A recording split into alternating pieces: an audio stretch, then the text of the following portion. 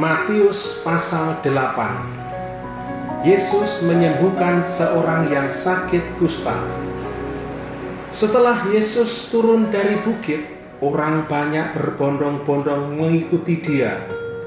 Maka datanglah seorang yang sakit kusta kepadanya, lalu sujud menyembah dia dan berkata, "Tuan, jika Tuan mau, Tuan dapat mentahirkan aku." Lalu Yesus mengulurkan tangannya, menjamah orang itu dan berkata, "Aku mau, jadilah engkau tahir." Seketika itu juga tahirlah orang itu daripada kustanya. Lalu Yesus berkata kepadanya, "Ingatlah, jangan engkau memberitahukan hal ini kepada siapapun, tetapi pergilah, perlihatkanlah dirimu kepada imam dan persembahkanlah persembahan yang diperintahkan Musa sebagai bukti bagi mereka."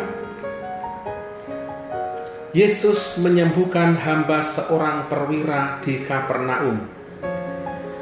Ketika Yesus masuk ke Kapernaum, datanglah seorang perwira mendapatkan dia dan mohon kepadanya, "Tuan, hambaku terbaring di rumah karena sakit lumpuh dan ia sangat menderita." Yesus berkata kepadanya, "Aku akan datang menyembuhkannya."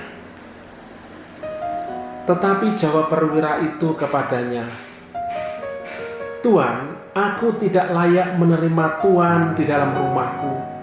Katakan saja sepatah kata, maka hambaku itu akan sembuh. Sebab aku sendiri seorang bawahan, dan di bawahku ada pula prajurit. Jika aku berkata kepada salah seorang prajurit itu, 'Pergi,' maka ia pergi, dan kepada seorang lagi, 'Datang,' maka ia datang. Ataupun kepada hambaku, 'Kerjakanlah ini,' maka ia mengerjakannya." Setelah Yesus mendengar hal itu, heranlah ia dan berkata kepada yang mengikutinya, "Aku berkata kepadamu, sesungguhnya iman sebesar ini tidak pernah aku jumpai pada seorang pun di antara orang Israel.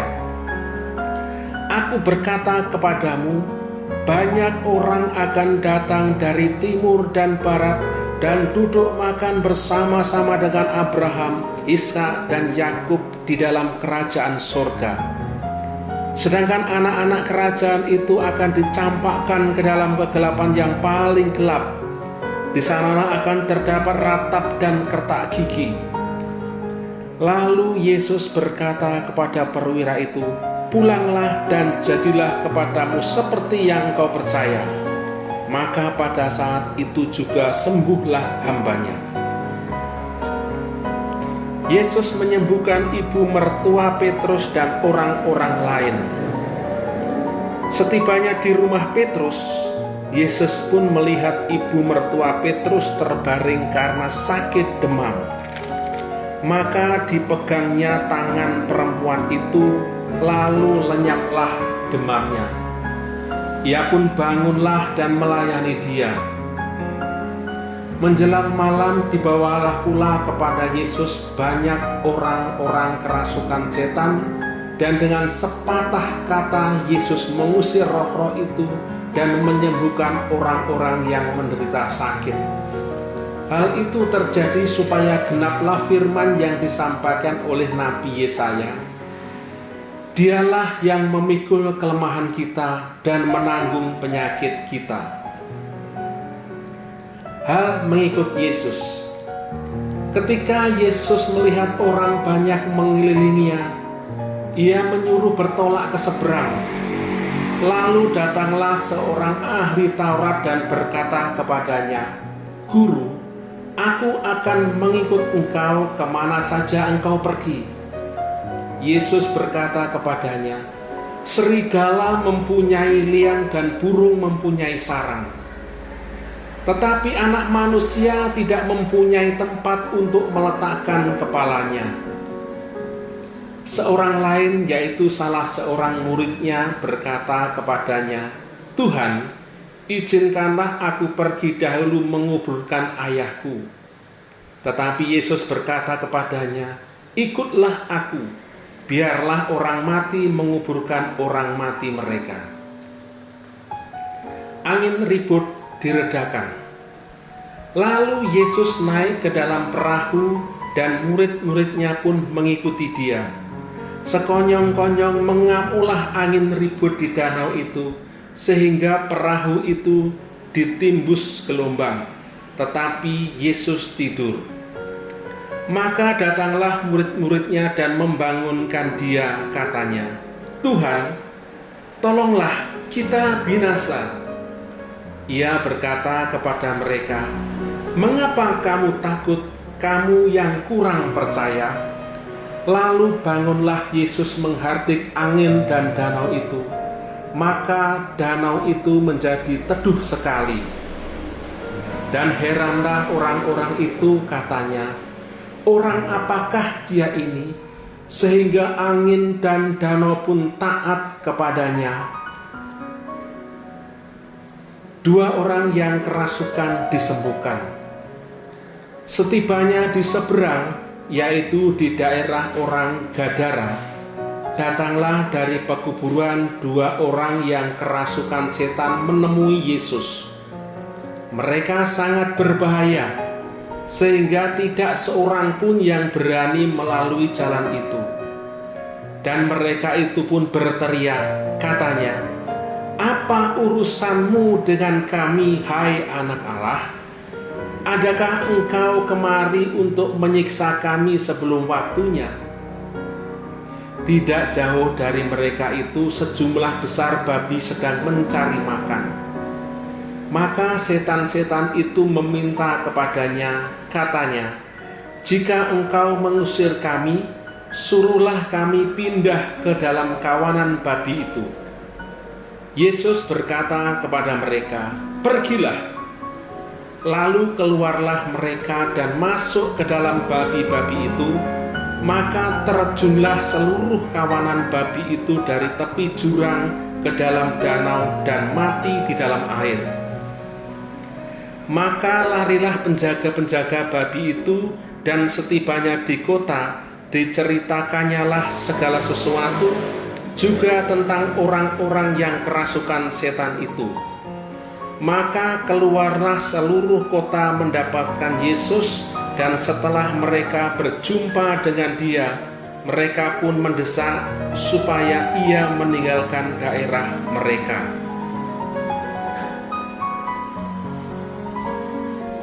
Matius pasal 9. Orang lumpuh disembuhkan.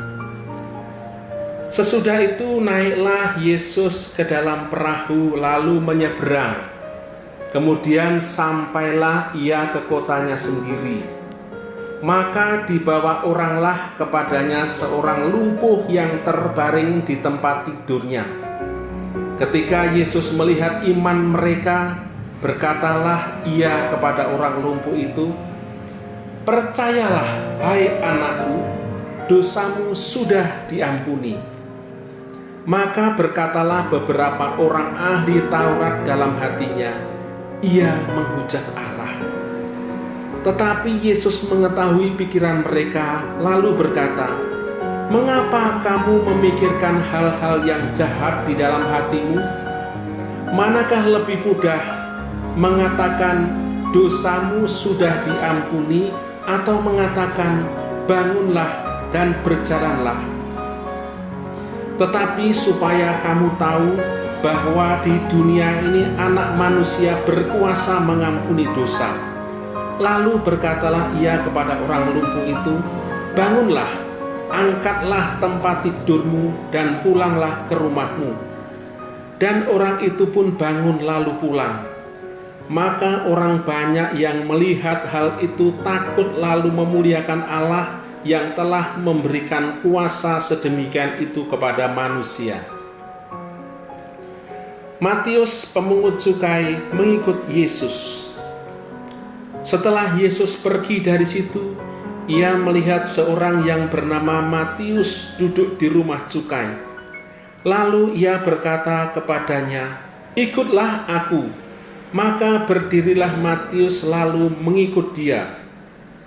Kemudian ketika Yesus makan di rumah Matius, datanglah banyak pemungut cukai dan orang berdosa dan makan bersama-sama dengan dia dan murid-muridnya.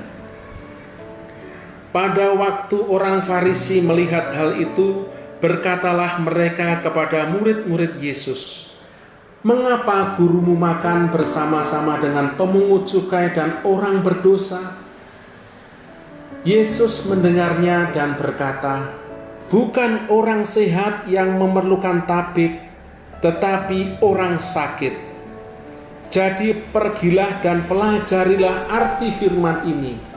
Yang ku kehendaki ialah belas kasihan dan bukan persembahan. Karena aku datang bukan untuk memanggil orang benar, melainkan orang berdosa." Hal berpuasa. Kemudian datanglah murid-murid Yohanes kepada Yesus dan berkata, "Mengapa kami dan orang Farisi berpuasa, tetapi murid-muridmu tidak?" Jawab Yesus kepada mereka, "Dapatkah sahabat-sahabat mempelai laki-laki berduka cita selama mempelai itu bersama mereka? Tetapi waktunya akan datang mempelai itu diambil dari mereka, dan pada waktu itulah mereka akan berpuasa. Tidak seorang pun yang menambalkan secarik kain yang belum susut pada baju yang tua. Karena jika demikian, kain penambal itu akan mencabik baju itu, lalu makin besarlah koyaknya. Begitu pula anggur yang baru tidak diisikan ke dalam kantong kulit yang tua. Karena jika demikian, kantong itu akan koyak sehingga anggur itu terbuang dan kantong itu pun hancur. Tetapi anggur yang baru disimpan orang dalam kantong yang baru pula, dan dengan demikian terpeliharalah kedua-duanya. Anak kepala rumah ibadat perempuan yang sakit pendarahan. Sementara Yesus berbicara demikian kepada mereka, datanglah seorang kepala rumah ibadat, lalu menyembah dia dan berkata, "Anakku perempuan baru saja meninggal, tetapi datanglah dan letakkanlah tanganmu atasnya, maka ia akan hidup." Lalu Yesus pun bangunlah dan mengikuti orang itu bersama-sama dengan murid-muridnya. Pada waktu itu seorang perempuan yang sudah 12 tahun lamanya menderita pendarahan maju mendekati Yesus dari belakang dan menjamah jumbai jubahnya. Karena katanya dalam hatinya, "Asal kujamah saja jubahnya, aku akan sembuh." Tetapi Yesus berpaling dan memandang dia serta berkata, "Teguhkanlah hatimu, hai anakku, imanmu telah menyelamatkan engkau." Maka sejak saat itu sembuhlah perempuan itu. Ketika Yesus tiba di rumah kepala rumah ibadat itu dan melihat peniup-peniup seruling dan orang banyak ribut, berkatalah ia, "Pergilah, karena anak ini tidak mati tetapi tidur." Tetapi mereka menertawakan dia. Setelah orang banyak itu diusir, Yesus masuk dan memegang tangan anak itu, lalu bangkitlah anak itu. Maka tersiarlah kabar tentang hal itu ke seluruh daerah itu. Yesus menyembuhkan mata 2 orang buta.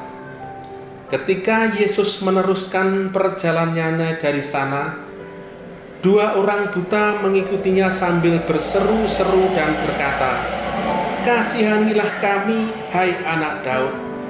Setelah Yesus masuk ke dalam sebuah rumah, datanglah kedua orang buta itu kepadanya dan Yesus berkata kepada mereka, "Percayakah kamu bahwa aku dapat melakukannya?" Mereka menjawab, "Ya Tuhan, kami percaya." Lalu Yesus menjamah mata mereka sambil berkata, "Jadilah kepadamu menurut imanmu." Maka meleklah mata mereka, dan Yesus pun dengan tegas berpesan kepada mereka, katanya, "Jagalah supaya jangan seorang pun mengetahui hal ini." Tetapi mereka keluar dan memasyurkan dia ke seluruh daerah itu. Seorang bisu disembuhkan. Sedang kedua orang buta itu keluar, dibawalah kepada Yesus seorang bisu yang kerasukan setan. Dan setelah setan itu diusir, dapatlah orang bisu itu berkata-kata. Maka heranlah orang banyak, katanya, yang demikian belum pernah dilihat orang di Israel. Tetapi orang Farisi berkata, dengan kuasa penghulu setan ia mengusir setan. Belas kasihan Yesus terhadap orang banyak. Demikianlah Yesus berkeliling ke semua kota dan desa. Ia mengajar dalam rumah-rumah ibadat dan memberitakan Injil kerajaan surga serta melenyapkan segala penyakit dan kelemahan. Melihat orang banyak itu, tergeraklah hati Yesus oleh belas kasihan kepada mereka. Karena mereka lelah dan terlantar seperti domba yang tidak bergembala. Maka katanya kepada murid-muridnya, "Tuaian memang banyak, tetapi pekerja sedikit. Karena itu mintalah kepada Tuan yang empunya tuaian, supaya ia mengirimkan pekerja-pekerja untuk tuaian itu." Matius pasal 10. Yesus memanggil ke-12 rasul. Yesus memanggil ke-12 muridnya dan memberi kuasa kepada mereka untuk mengusir roh-roh jahat dan untuk melenyapkan segala penyakit dan segala kelemahan. Inilah nama ke-12 rasul itu. Pertama, Simon yang disebut Petrus, dan Andreas saudaranya, dan Yakobus anak Zebedeus, dan Yohanes saudaranya, Filipus dan Bartolomeus, Thomas dan Matius pemungut cukai, Yakobus anak Alfeus dan Tadius, Simon orang Zelot, dan Judas Iskariot yang mengkhianati dia. Yesus mengutus ke-12 rasul. Ke-12 murid itu diutus oleh Yesus dan ia berpesan kepada mereka, "Janganlah kamu menyimpang ke jalan bangsa lain atau masuk ke dalam kota orang Samaria, melainkan pergilah kepada domba-domba yang hilang dari umat Israel. Pergilah dan beritakanlah, kerajaan surga sudah dekat. Sembuhkanlah orang sakit, bangkitkanlah orang mati, tahirkanlah orang kusta, usirlah setan-setan. Kamu telah memperolehnya dengan cuma-cuma. Karena itu berikanlah pula dengan cuma-cuma. Janganlah kamu membawa emas atau perak atau tembaga dalam ikat pinggangmu. Janganlah kamu membawa bekal dalam perjalanan. Janganlah kamu membawa baju 2 helai, kasut atau tongkat, sebab seorang pekerja patut mendapat upahnya. Apabila kamu masuk kota atau desa, carilah di situ seorang yang layak dan tinggallah padanya sampai kamu berangkat. Apabila kamu masuk rumah orang, berilah salam kepada mereka. Jika mereka layak menerimanya, salammu itu turun ke atasnya. Jika tidak, salammu itu kembali kepadamu. Dan apabila seorang tidak menerima kamu dan tidak mendengar perkataanmu, keluarlah dan tinggalkanlah rumah atau kota itu dan kebaskanlah debunya dari kakimu. Aku berkata kepadamu, sesungguhnya pada hari penghakiman tanah Sodom dan Gomora akan lebih ringan tanggungannya daripada kota itu. Penganiayaan yang akan datang dan pengakuan akan Yesus.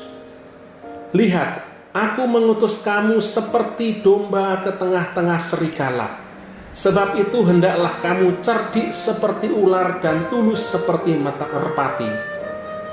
Tetapi waspadalah terhadap semua orang, karena ada yang akan menyerahkan kamu kepada majelis agama, dan mereka akan menyesah kamu di rumah ibadatnya.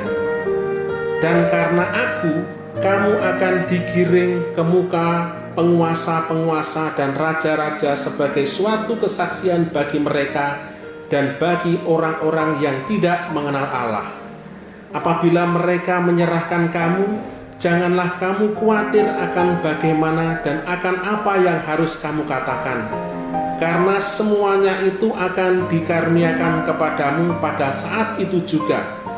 Karena bukan kamu yang berkata-kata, melainkan Roh Bapamu, Dia yang akan berkata-kata di dalam kamu.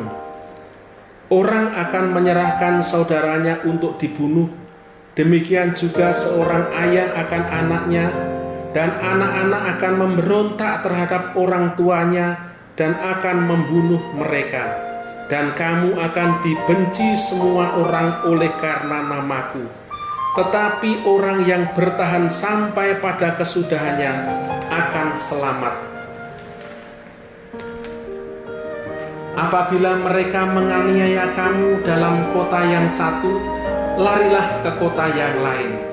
Karena aku berkata kepadamu, sesungguhnya sebelum kamu selesai mengunjungi kota-kota Israel, Anak Manusia sudah datang.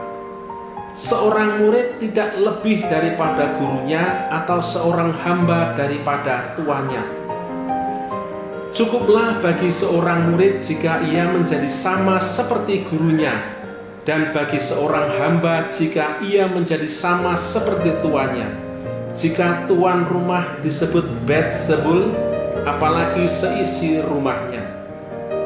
Jadi janganlah kamu takut terhadap mereka, karena tidak ada sesuatu pun yang tertutup yang tidak akan dibuka, dan tidak ada sesuatu pun yang tersembunyi yang tidak akan diketahui. Apa yang kukatakan kepadamu dalam gelap, katakanlah itu dalam terang, dan apa yang dibisikkan ke telingamu, beritakanlah itu dari atas atap rumah. Dan janganlah kamu takut kepada mereka yang dapat membunuh tubuh, tetapi yang tidak berkuasa membunuh jiwa. Takutlah terutama kepada Dia yang berkuasa membinasakan baik jiwa maupun tubuh dalam neraka. Bukankah burung pipit dijual 2 ekor seduit, namun seekor pun daripadanya tidak akan jatuh ke bumi di luar kehendak Bapamu?